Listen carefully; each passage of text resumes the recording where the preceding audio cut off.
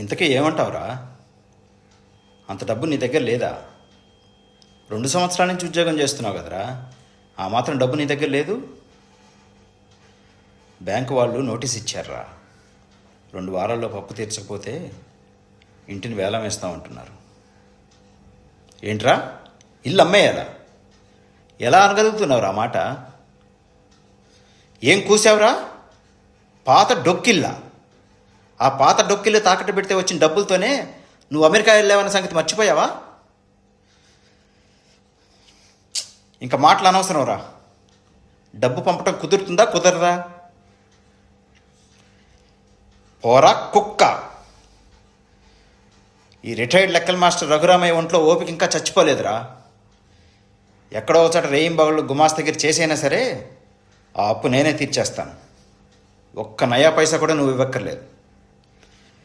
రేపు మేము చచ్చాక మా శవాన్ని చుట్టానికి కూడా నువ్వు రావక్కర్లేదు. మాకు అసలు కొడుకే పుట్టలేదు అనుకుంటాం. Good bye.